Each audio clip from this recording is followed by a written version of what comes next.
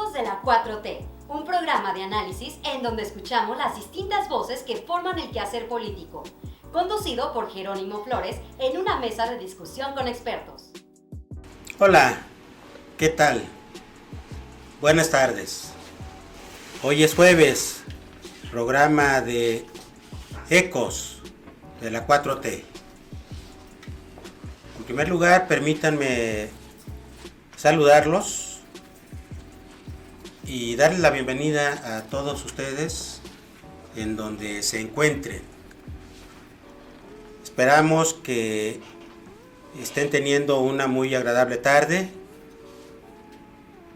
y desde luego gracias por acompañarnos a un nuevo programa de Ecos de la 4T.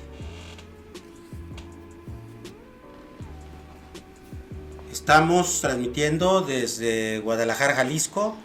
Sí, escuchó usted bien, desde Guadalajara, capital de Jalisco. Y lo hacemos convencidos de que si alguien ahora tiene algo que hablar o algo que decir, este es el mejor momento. Jerónimo Flores González en la conducción y en la producción, quienes hacen posible este programa, mis compañeros y amigos, a quienes saludo, a Víctor, Jorge, David, Diego y Pamela. Con mucho gusto se los llevaremos a todos ustedes. Y para este programa les hemos preparado información que, como siempre, esperamos resulte de su interés y agrado. Vamos a tener el artículo de opinión semanal por parte de su servidor. Por supuesto que contaremos también con la participación de Andrea, con su sección Andrea te lo explica. Y contaremos ya con la presencia en el estudio del maestro Alejandro Galván Esparza. Él es integrante del equipo de Ecos de la 4T, con quien platicaremos sobre el convenio 190 de la Organización Internacional del Trabajo, la OIT, sobre la violencia y acoso laboral. También está con nosotros en el estudio el doctor en Derecho Antonio de Jesús Mendoza Mejía para platicarnos en esta ocasión sobre la situación actual de la educación en el país. Y no puede faltar la muy gustada sección de nuestro caricaturista Júpiter, con su sección El Rincón de Júpiter. Así de que los invitamos a que se quede con nosotros hasta el final del programa. Deja hacer una parada especial para comentarte algo. Ya que estamos hablando de dinero, pues bien, deja que te cuente sobre el salario mínimo en México. El salario mínimo nació en México el 5 de febrero de 1917 con la promulgación de la Constitución Política de los Estados Unidos Mexicanos para satisfacer las necesidades normales de un jefe de familia en el orden material, social y cultural y para proveer a la educación obligatoria de los hijos. Dicho monto no podría ser objeto de embargo, compensación o descuento alguno. A partir de entonces, el sueldo mínimo sufrió subidas y estancadas a lo largo de los diferentes periodos presidenciales. Sin embargo, a partir de 1976, el poder adquisitivo se fue deteriorando cada vez más. Su pretexto que el sueldo mínimo no podía estar arriba de la inflación. Sin embargo, el presidente que más ha promovido los aumentos en este derecho ha sido Andrés Manuel López Obrador. Desde que tomó las riendas de México en 2018, se han aprobado varios aumentos que ha permitido pasar de 88.36 pesos diarios en 2018 a 172.87 para este 2022, con lo cual se ha logrado recuperar el 71% del poder adquisitivo del salario mínimo. Con la política de recuperación de los salarios mínimos aplicada por la CONASAMI, México asciende 13 posiciones a nivel internacional con respecto al 2010, colocándose en el lugar 67 de 135 países. Como ves, el camino es todavía largo, pero no es imposible seguir en la vía de la 4T. Así que, sigamos. El artículo de opinión semanal que en esta ocasión para este programa he preparado para ustedes Lo he titulado La violencia y acoso laboral. En el marco de la Conferencia General del Bicentenario de la Organización Internacional del Trabajo, OIT, celebrado el día 19 de junio del año 2019, así como de la diversa reunión celebrada en fecha 21 de junio también del año 2019, se adoptó el convenio número 190 y se emitió la recomendación número 206, instrumentos con los cuales, en el concierto de la comunidad internacional, se deja establecido un marco normativo en lo que se refiere a la violencia y el acoso en el mundo del trabajo. El mencionado convenio entró en vigor en el mes de junio del año 2021, siendo el caso que el Estado mexicano, a través del Senado de la República, lo ratificó apenas el día 15 de marzo de este año 2022. Por supuesto que su ratificación por México es un avance muy significativo porque el mencionado convenio número 190 y la recomendación número 206 constituyen a nivel internacional el reconocimiento de las bases jurídicas para erradicar del mundo laboral la violencia y el acoso de los trabajadores en el sentido más amplio, a gozar de un ambiente de trabajo libre de todo tipo de violencia y acoso en el desempeño de sus labores. Por virtud de lo anterior, nuestro marco legal, particularmente el laboral, de seguridad social y penal, tendrán que introducir esas normativas y legislar para hacer realidad ese derecho a los trabajadores y al mismo tiempo establecer los mecanismos para que se garantice y salvaguarde el que el trabajador en general, pero más aún aquellos por razón de género y los que se encuentren formando parte de sectores considerados vulnerables, puedan desarrollarse en un mundo laboral libre de todo tipo de violencia y de acoso.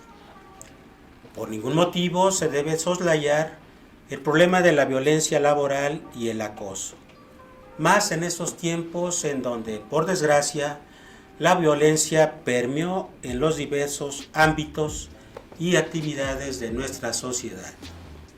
Si bien en nuestro país los legisladores sí han venido haciéndose notar en este tema a través de las diversas legislaciones, ya que tocante a la materia laboral, ya se regulan aspectos tales como la igualdad sustantiva entre el hombre y la mujer, lo mismo que en la cuestión salarial, ya que en este último caso se establece que a trabajo igual debe de corresponder el pago del salario igual.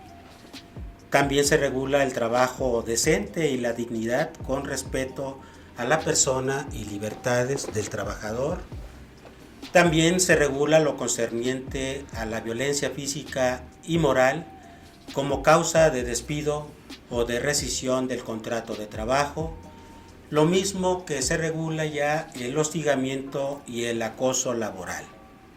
Además de que en el artículo 132, fracción 31 de la Ley Federal del Trabajo, se consigna la obligación en las empresas de implementar, con acuerdo con los trabajadores, un protocolo para prevenir las discriminaciones por razones de género y atención en caso de violencia y acoso u hostigamiento sexual, así como erradicar el trabajo forzoso e infantil.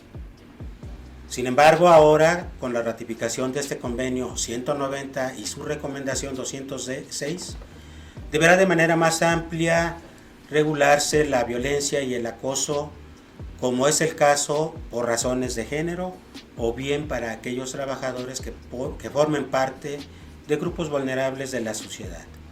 Lo mismo que ahora se tendrá que establecer de manera clara cuando se está ejerciendo violencia laboral y acoso a un trabajador bajo cualquier forma y tipo, considerando cualquier causa y lugar en donde se ejerza y se presente.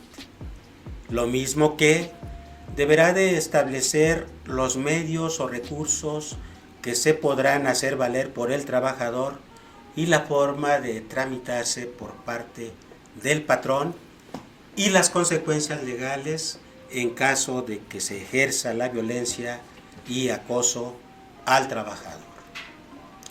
México, pues, se pone a la vanguardia por cuanto a el reconocimiento de los derechos de los trabajadores de gozar de un mundo libre de violencia y acoso laboral. Con toda seguridad, una vez que se lleguen los tiempos, se legislará con altura de miras para garantizarles y salvaguardarles a los trabajadores un ambiente de trabajo digno, con respeto a su persona y libertades, para que puedan tener un desarrollo óptimo en sus actividades laborales. El reto es cómo traducirlo en hechos y en beneficios de todos los sectores que integran y están vinculados en las relaciones de trabajo, pero por el momento saludamos la ratificación de este convenio por el bien de los trabajadores y de los patrones, de la sociedad, de todos y del país. Gracias. Llegamos a la frontera y aquí te va otro logro más. Históricamente en México se ha tenido una tasa de impuesto al valor agregado IVA diferenciada entre la frontera y el resto del país. De 1990 a 1994, la tasa en la frontera era de 6%, mientras que en el resto del país de 15% hasta 1991 y de 10% en 1992 a 1994. Posteriormente, de 1995 a 2009, la tasa en la frontera aumentó a 10% y la del resto del país a 15%. Finalmente, de 2010 a 2013, la tasa en la frontera fue de 11%, mientras que en el resto del país aumentó a 16%. No fue hasta la reforma fiscal de 2014 cuando se homologaron las tasas, siendo de 16% en todo el país. Con la llegada del gobierno de la 4T se logró una tasa diferenciada, bajando la tasa en la zona fronteriza a 8%, tanto en la norte como en la sur. El decreto tiene como finalidad establecer estímulos fiscales en materia del impuesto sobre la renta, ISR, e impuesto al valor agregado, IVA, para apoyar a los contribuyentes ubicados en algunas localidades de la región norte y sur del país. Es importante mencionar que la recaudación de cualquier impuesto no depende exclusivamente de las tasas y demás especificaciones en la ley, sino que dependen en gran medida de factores como el crecimiento económico. En un año con mucho dinamismo en la economía, las utilidades de las empresas y el consumo de las personas aumenta, lo que genera una mayor recaudación tanto de IVA como del ISR. Lo opuesto ocurre en un año de estancamiento económico. Estos factores pueden afectar las estimaciones aquí presentadas. Todo esto con el fin de reactivar económicamente la zona norte, así como activar la zona sur, que históricamente habían sido olvidadas por los gobiernos anteriores. Como ves, no son pocos los logros que se han hecho en estos casi 4 años, pero aún faltan más, así que sígueme a la última estación del día de hoy. Gracias por continuar con nosotros. Ya está con nosotros el maestro Alejandro Galván Esparza. Alejandro, ¿cómo estás? Buenas tardes, bien, bien. Aquí estamos de nuevo, con mucho gusto. Nos da gusto que ya estés de regreso. Gracias. Después de 3 sesiones que no pude por la enfermedad, pero bueno, gracias a Dios estamos aquí. Bienvenidos y contentos de nueva cuenta de contar con tu participación en este espacio que desde luego pues te extrañamos. Gracias. Te extrañamos y nos hace falta que volvamos a platicar. Vamos a platicar de nuestros temas que nos encantan, los laborales. Los laborales, muy bien, Alejandro. Fíjate pues que había quedado pendiente abordar el tema de el convenio número 190 de la Organización Internacional del Trabajo, que refiere al tema de la violencia y el acoso laboral. Correcto, sí. Lo dejamos ahí ya hablado antes de que te ausentaras por cuestiones de salud, pero mira, ya en esta ocasión lo vamos a finalmente retomar. Claro y Pues adelante, Alejandro, ¿por qué no nos platicas? Un tema muy importante, como tú lo mencionaste en la apertura de este programa. En ese sentido, tenemos ya un convenio internacional que se aprobó en el seno de la Organización Internacional del Trabajo en el 2019.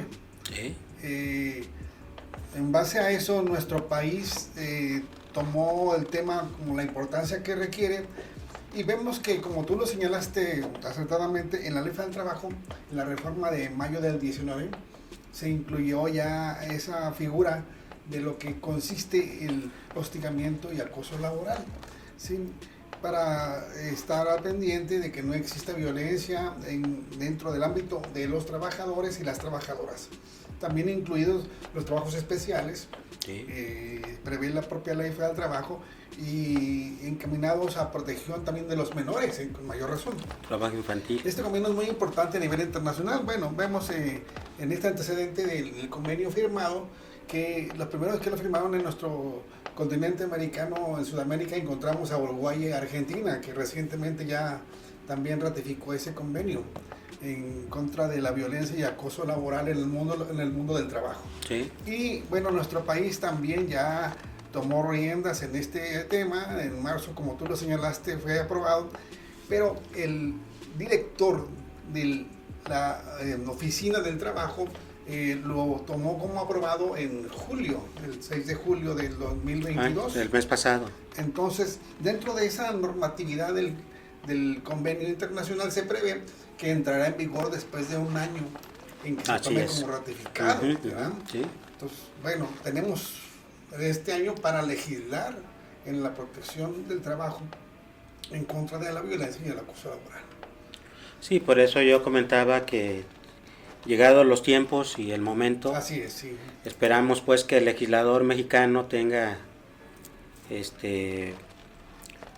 la sensibilidad, ¿va? Y le dé la importancia con altura de miras para que finalmente se haga realidad la erradicación de este flagelo, pues. Un tema muy relevante, como lo señalaste, en nuestro ámbito social se han dado muchos casos y supuestos en los que la violencia contra la mujer trabajadora ha tenido relevancia.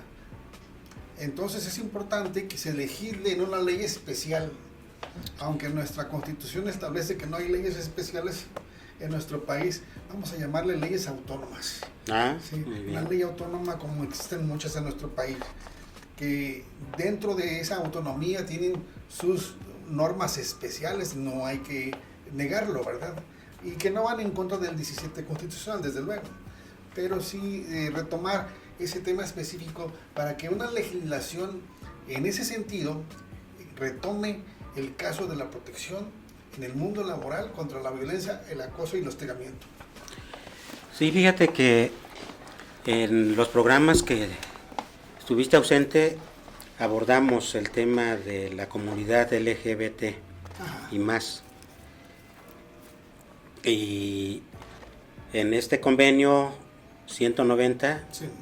Se establece que también ya se deberá de legislar protegiendo a todas las por cuestiones de género. Sí, en razón de género, es importante esto, el tema en cuanto a la protección de género, específicamente el abuso que históricamente lo tenemos registrado es precisamente por cuestiones de género, efectivamente. Y luego también a los grupos más vulnerables, ¿por qué? Porque ahorita la norma pues está dirigida de manera genérica. Sí. Pero va a ser muy interesante dar ese paso importante. Va a ser muy importante conocer cómo es que los legisladores van a tomar esta temática para la protección de los trabajadores en razón de género. Sí, es muy importantísimo.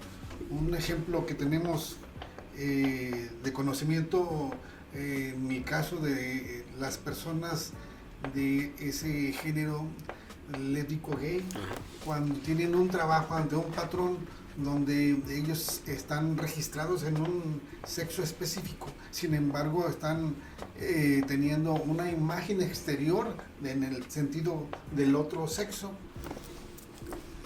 realmente tienen un problema espantoso en cuanto a la violencia y el acoso de sus propios compañeros de trabajo y sus jefes que representan al patrón. Y encontramos que no tenemos instalaciones adecuadas para ese tipo de ciudadanos. Por citar un ejemplo, nada más. Personas. Y es relevante pues que también se legisle sobre esa protección de esas personas. Sí, porque fíjate que muy interesante también será ver pues, porque ahora no nada más se legisla un determinado tipo de violencia, ¿no? Sino que en el sentido más amplio, estrictamente. Y luego también se deberá de cuidar bien toda causa y también el lugar específico donde esta violencia, si se ejerce, se pueda considerar como tal para las sanciones respectivas. Claro. En el ejemplo práctico de una persona que tiene un sexo masculino, sin embargo tiene una relación personal en sexo femenino, en el trabajo, en el centro de trabajo no existen instalaciones para ese tratamiento de esas personas. Entonces, ¿qué va a pasar? ¿Esta persona va a entrar a un sanitario de masculinos o va a entrar a un sanitario de femeninos? Y va a tener problemas en los dos. Y ahí viene la violencia, ahí viene el acoso, ahí viene el hostigamiento laboral.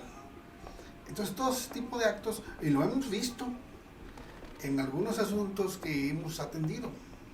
Ok, en la práctica. En la práctica profesional, laboral, es violencia, es hostigamiento, es acoso.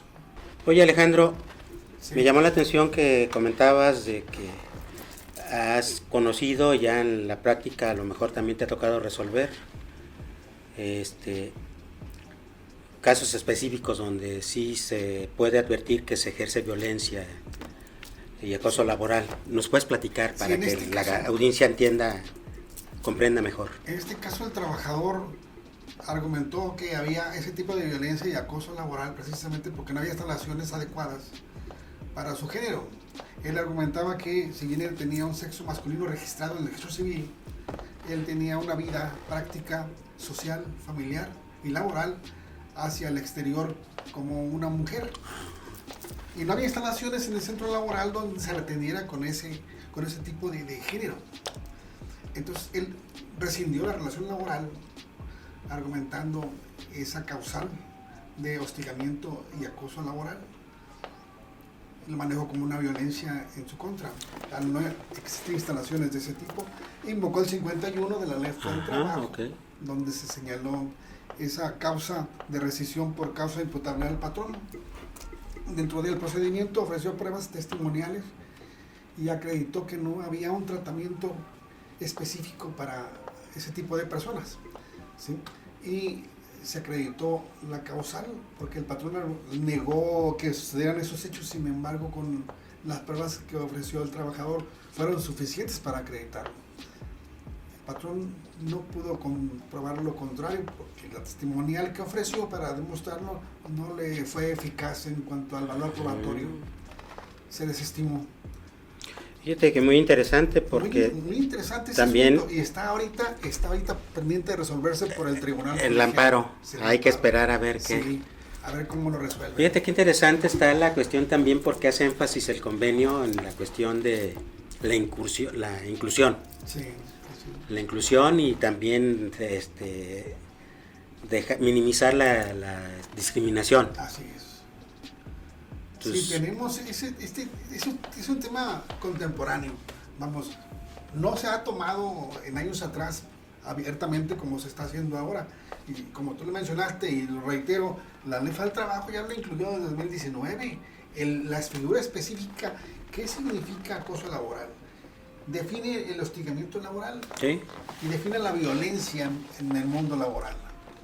Y concluye que todo trabajador, sea cual sea su género o raza o sexo que practique, tiene todo el derecho de ser protegido conforme a la Constitución Federal y a la Ley Federal del Trabajo como trabajador, en un mundo libre de violencia, en un trabajo decente y digno. Y el trabajo decente, ya vimos también que conforme a las definiciones de la Organización Internacional del Trabajo, significa que debe tener protección en su trabajo, dentro y fuera, debe tener seguridad social, debe tener un salario digno y suficiente, debe tener todas las características y protecciones que establecen nuestra ley para todos los trabajadores sin distingo alguno.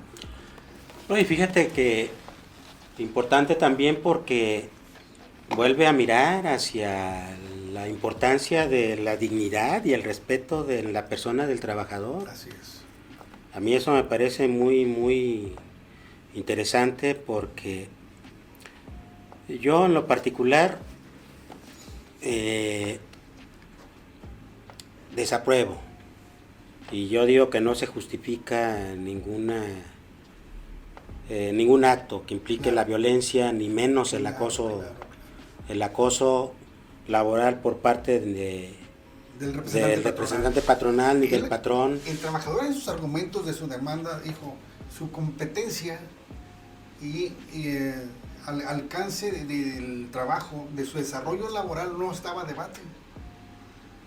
Él tenía la misma capacidad, conocimientos y practicidad en el oficio que los demás. Pero el acoso y la violencia laboral se dio cuando no le dieron un tratamiento especial a su persona en cuanto a la representación exterior como un ente femenino y registrado como un ente masculino. Ajá. Y él argumentó, el patrón debió tomar las medidas necesarias. No lo dice la ley del trabajo. Por eso es importante que con base en este convenio internacional se legisle en unas leyes, como tú lo comentas, pues sí, autónoma, completamente, que retome estos puntos que el convenio internacional está señalando en cuanto a el reconocimiento de las personas de género distinto, la protección en todos sus derechos, ¿sí? La detección del acoso laboral, las medidas a tomar, las sanciones penales, administrativas, civiles que sean necesarias. Sí, sí, sí. Entonces todo este mundo, en todo este engranaje legal, debe de estar inmiscuido dentro de una legislación específica. Ok. Por eso la importancia del convenio 190 que se acaba de ratificar por nuestro país. Sí, porque fíjate que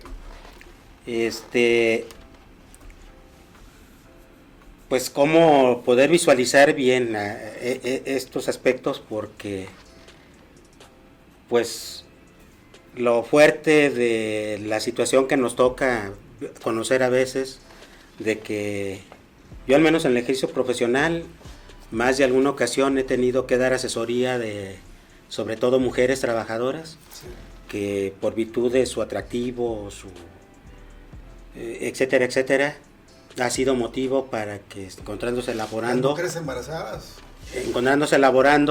ya se les invita o se los proponga por parte del gerente, del el mismo patrón. ¿Mujer embarazada?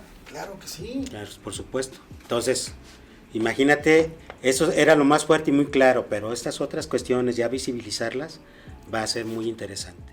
Oye, Alejandro, pues desde luego pues que vamos a esperar cómo finalmente el legislador ajusta todo el marco legal mexicano a ese convenio, porque creo que va a servir mucho, sobre todo en darle claridad en ciertos ámbitos en donde sí resulta, por decirlo de alguna manera, por mencionarlo de manera suavecita, incomprensible, por ejemplo, en la cuestión de la educación. Sí. Cuando se da el acoso.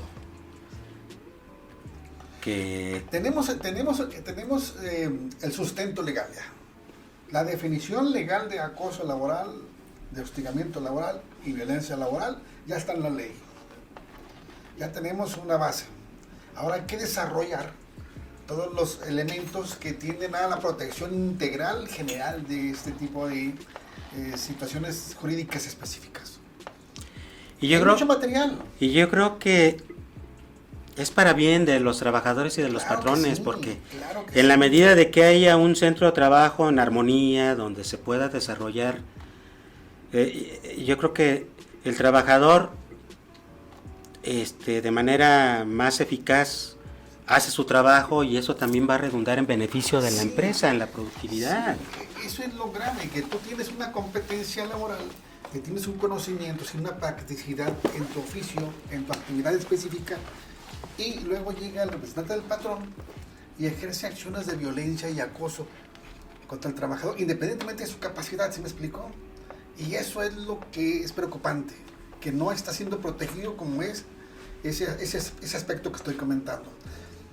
Por ejemplo, existe un acoso entre un representante del patrón y un trabajador, ambos del mismo sexo. Claro que sí existe. Y lo vemos en la práctica, de tipo laboral, de tipo sexual, de tipo social. Oye, y en el ámbito emocional, también cómo impacta en cierta forma la cuestión de Sí, las hasta dónde las presiones. Ayer nada menos platicaba con un trabajador en mi oficina que me planteaba que empezó a padecer problemas emocionales de estrés por la cuestión propia del trabajo, de la exigencia. Sí. Entonces, hasta dónde también podemos ver cierto tipo de grado de violencia que ya no nada más te impacta en la cuestión laboral, sino va a tu persona. El ámbito personal del trabajador se ve afectado, se ve alterado en cuanto a la familia, en cuanto al ámbito social y el ámbito laboral. Entonces no solamente se queda en el campo del trabajo, sino que va a exceder hacia los aspectos personales del trabajador.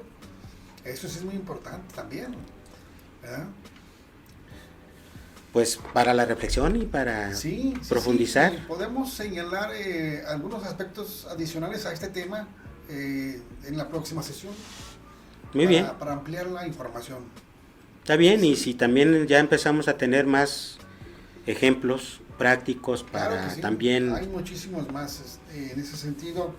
Te quiero mencionar de una violencia que se ejerció sobre una persona que fue trabajador y él tenía una relación con otra persona de su mismo sexo. Al fallecer este trabajador,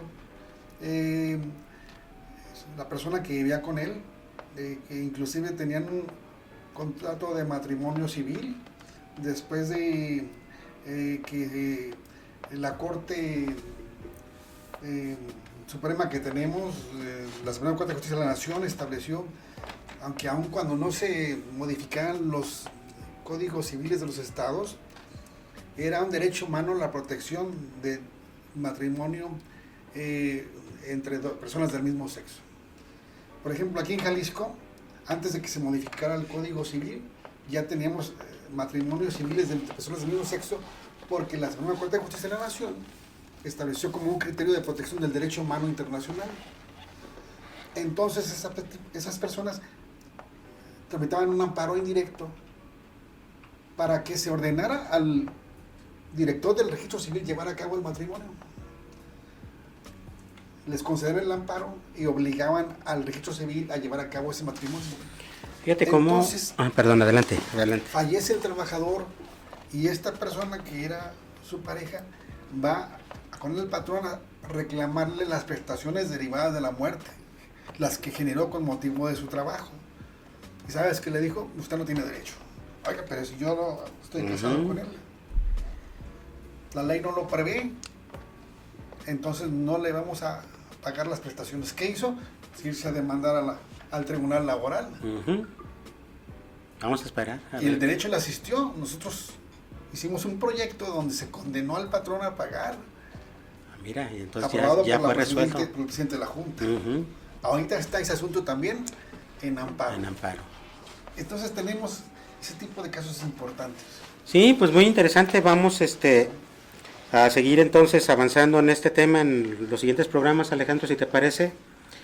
Ahorita por el momento pues hay que decirles a quienes nos escuchan que si el patrón incurre en esta causal le da derecho al ejerce actos pues violentos o de acoso hacia el trabajador, pues a este último le da derecho para rescindir su contrato de trabajo en ese sentido. Y el patrón tendrá que pagar las indemnizaciones constitucionales y los que establece la ley federal del trabajo.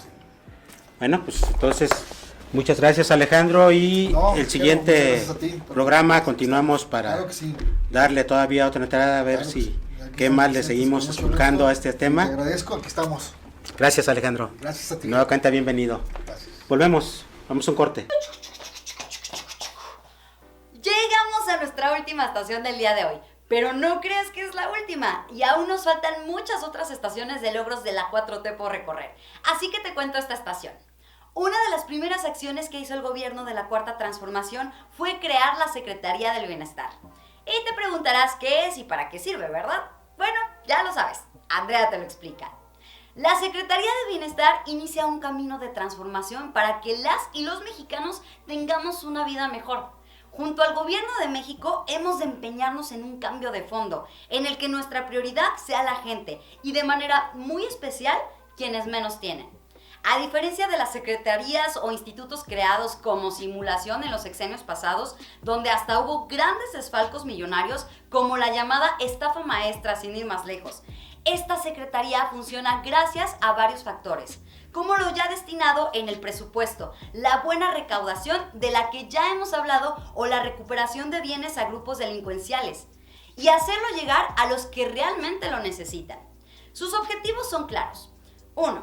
Contribuir a garantizar un conjunto básico de derechos humanos de manera efectiva y progresiva, comenzando por quienes más lo necesitan. 2. Reducir las brechas de desigualdad socioeconómica entre territorios. 3. Contribuir al bienestar social mediante ingresos suficientes, impulsar la autosuficiencia alimentaria, la reconstrucción del tejido social y generar la inclusión productiva de los campesinos en localidades rurales para hacer productiva la tierra. 4. Reducir las brechas de desigualdad socioeconómica que enfrentan los grupos poblacionales históricamente excluidos. 5.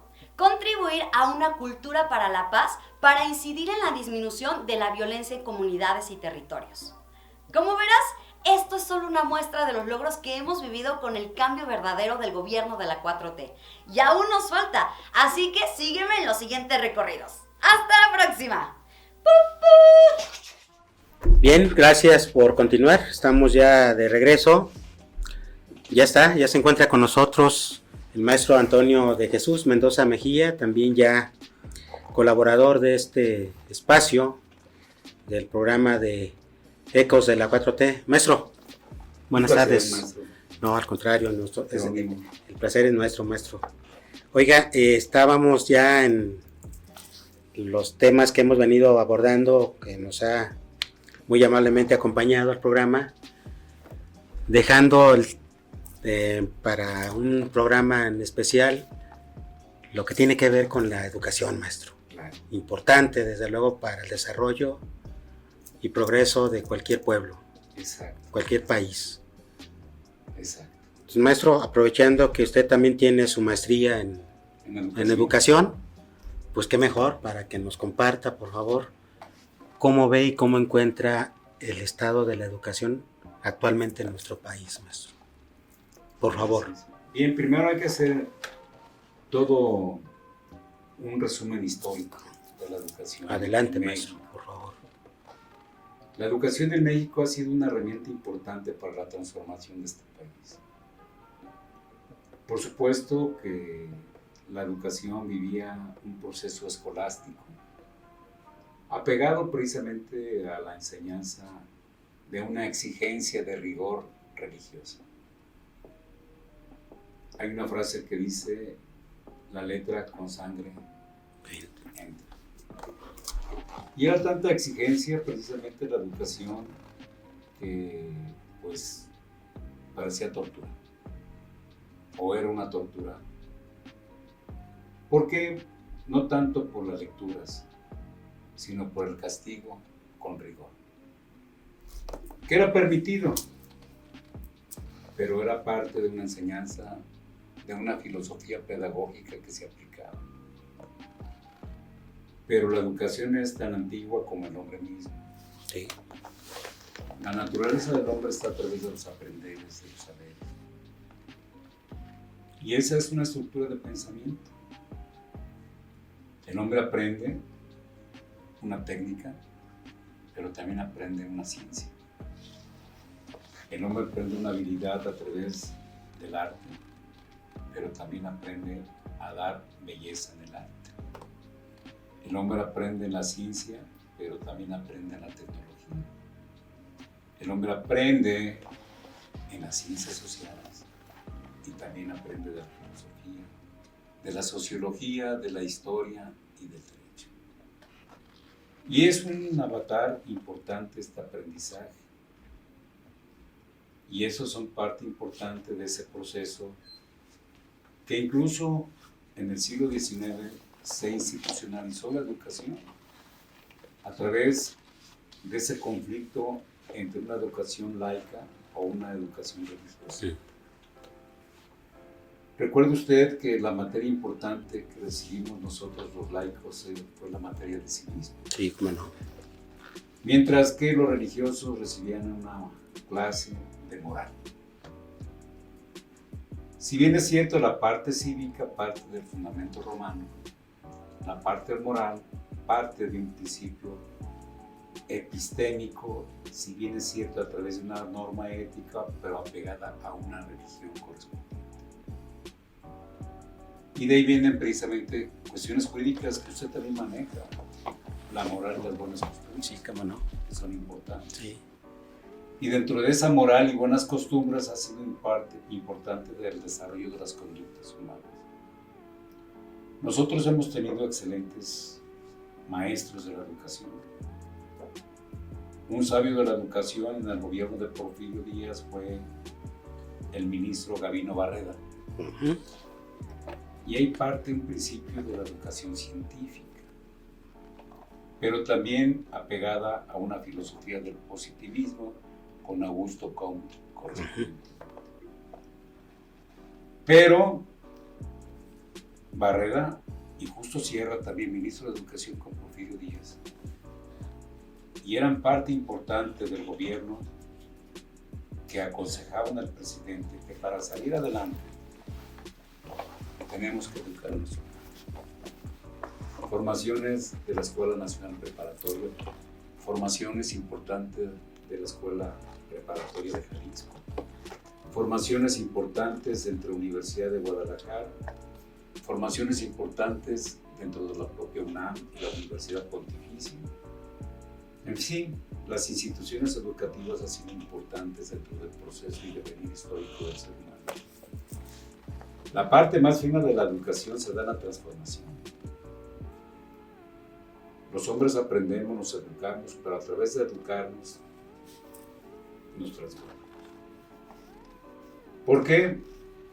Porque el pensamiento tiene una virtud. Cambia a la persona, transforma a la persona. Ejemplo, no somos los mismos que estudiamos preparatoria. Modificamos nuestra forma. Ejemplo, usted es un hombre de ciencia jurídica. Transforma su pensamiento, hace de su profesión un modo de vida, pero también un servicio a la comunidad. Exige y estudia el derecho para llegar a un resultado eficaz. Y ese cambio de conducta se da a través de una institución educativa. Superior, claro, un ITESO, una Panamericana, una Universidad de Guadalajara, o donde yo soy parte también como una universidad maestra, donde hice mi doctorado correspondiente.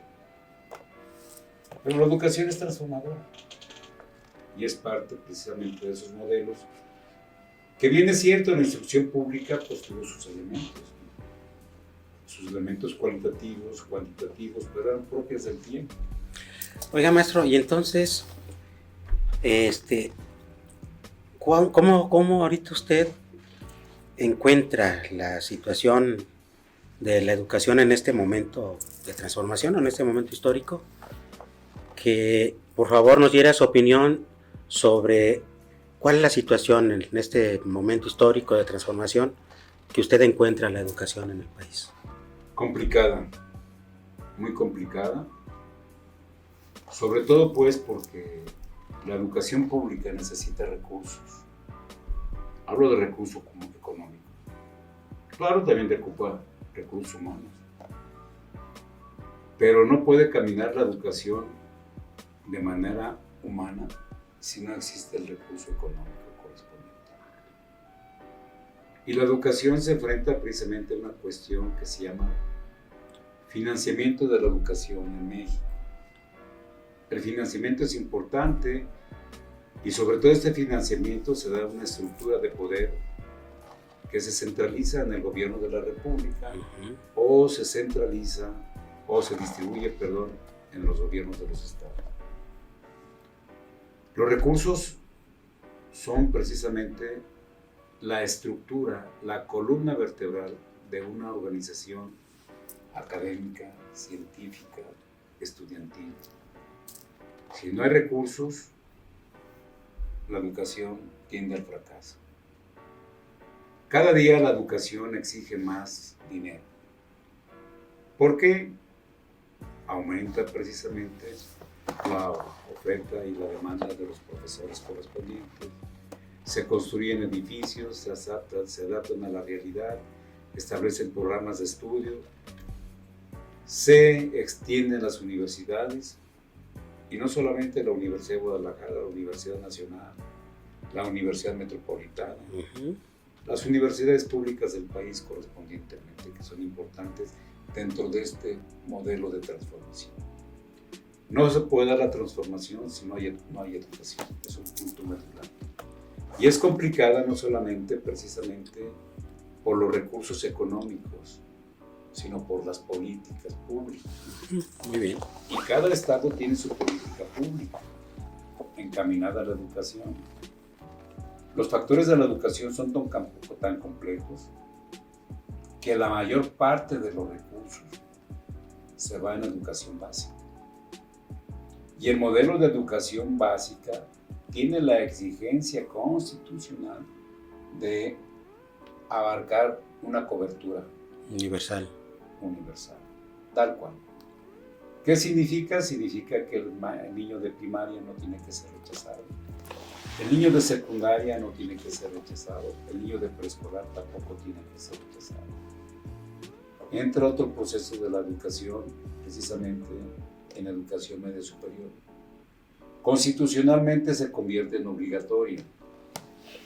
Jalisco fue precisamente el primer promotor de la educación obligatoria en bachillerato. Y después llegó precisamente a la Constitución Federal correspondientemente y sigue una exigencia tal que ahí hay un problema. No hay una cobertura suficiente. Ese es el gran problema. No obstante que hay una obligatoriedad para ser admitido dentro de una preparatoria pública, no existe la oferta para llegar precisamente a la gran demanda que tienen los estudiantes de secundaria para ingresar a las aulas de la preparatoria. No hablo solamente del modelo UDG, hablo de los modelos también de las universidades, de los institutos del gobierno del estado que también tienen preparatoria, pero que también tienen una falta de cobertura correspondiente para la totalidad y la demanda de los muchachos. Otro problema que tiene la educación, aparte de la cobertura y que es compleja, es la deserción escolar, el abandono de la escuela. Y ese es un problema muy complejo, porque se da por diferentes causas. El abandono de las aulas, desde un niño de preescolar, y dirán, ¿cómo? Sí, también la estadística habla que hay niños en preescolar que abandonan en su formación. Primaria, hay niños. Secundaria, hay adolescentes que abandonan las aulas recurrentemente. Problemáticas que se vinculan en ese abandono con problemáticas familiares o problemáticas que se refieren también no solamente en familia, sino en la economía familiar. Es una tristeza ver, por ejemplo, niños que en lugar de la escuela, en México, en Jalisco, estén estirando la mano para que les llegue una moneda. Hagan algún truco en una calle para que les llegue una moneda. O vendan sus productos artesanales para que les llegue una moneda. Y no se den engaño. no están aprendiendo. Y descuidamos una niñez tan que es de avanzada y que es de futuro, pero sus necesidades son muy, muy complejas. A nivel bachillerato, jóvenes abandonan las aulas. Y es terrible. Es una situación, vamos a hablar, trágica. Socialmente, el abandono del aula, del joven, del adolescente y del... Me llamó mucho la atención en la cuestión que señala de la cuestión de la deserción por diversa índole y también la cuestión de que desafortunadamente no hay las condiciones para poder dar cobertura, sobre todo a la cuestión universitaria en educación superior.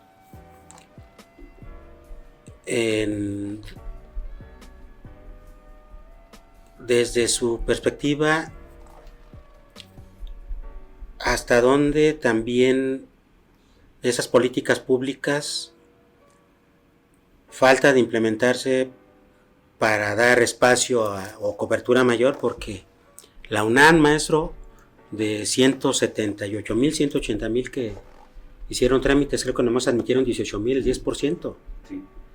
Agréguele esa deserción también, o sea, de por sí ya nada más el 10% entra, y luego de ahí de ese porcentaje van a desertar algunos, es decir, el 90% ya no pudo acceder, más aparte de ese 10%, la deserción que se dé, se ve desalentador el panorama.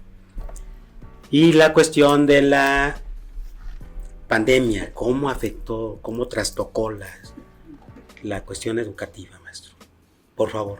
Y voy a comenzar por lo último, la pandemia. La pandemia fue algo inesperado. Yo recuerdo que estaba yo dando clases en mi centro universitario de Tonalá, donde soy profesor.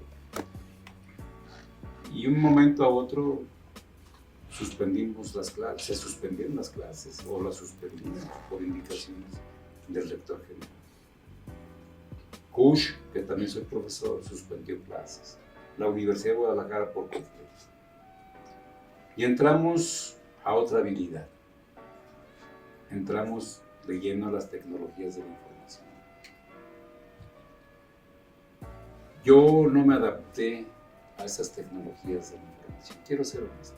Nos sinceramos, maestro. Pero no quiero decir, no, yo dominé la computadora y en esos momentos. Fue un reto. Sí, cómo no, nos costó trabajo. Mucho trabajo. Pero al final de cuentas salimos adelante. Con ayuda, pero salimos adelante. Los que no vi que se adaptaron fueron nuestros jóvenes estudiantes de licenciatura. ¿Por qué? Muchos dormían y uno hablaba. Muchos jugaban y uno trabajaba.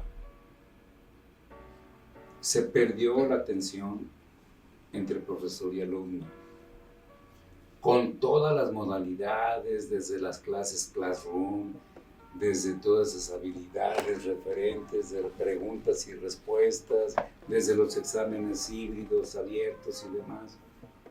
Fue una situación sí, caótica, fue caótica. muy complicada. A nivel básico, el niño perdió identidad escolar. Le platico por mis nietos.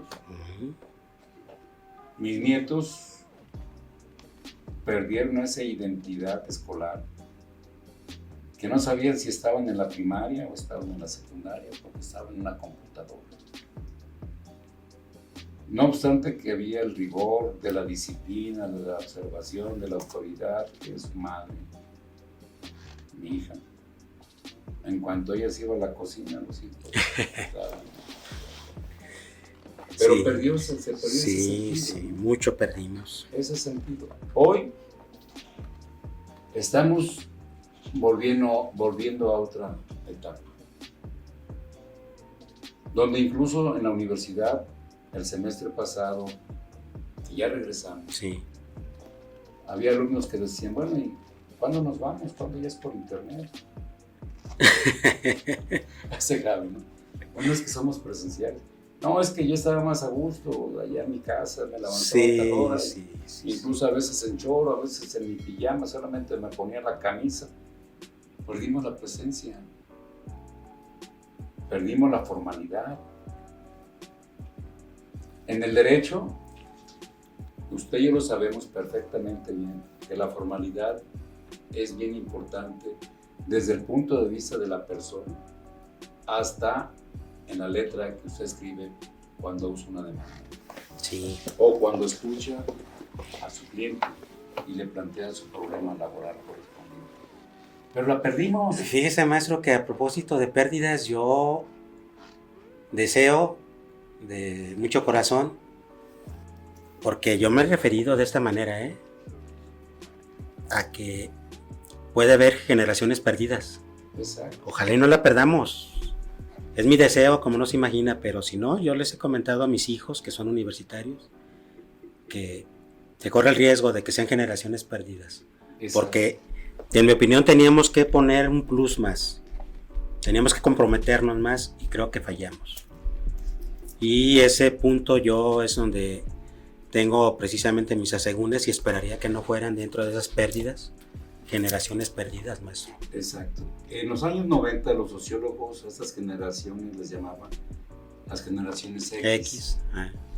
Que eran las generaciones perdidas, donde el muchacho no se motivaba en el habla.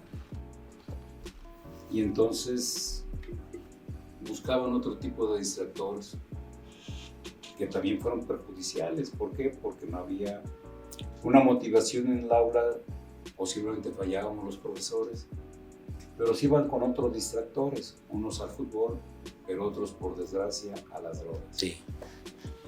Y entonces los sociólogos decían, es una generación sin identidad, y les llamaba generaciones X, referente. Pero ahí viene otra situación actual, generaciones perdidas. Y esas generaciones perdidas los vamos a seguir comentando para llegar también a las respuestas que usted da.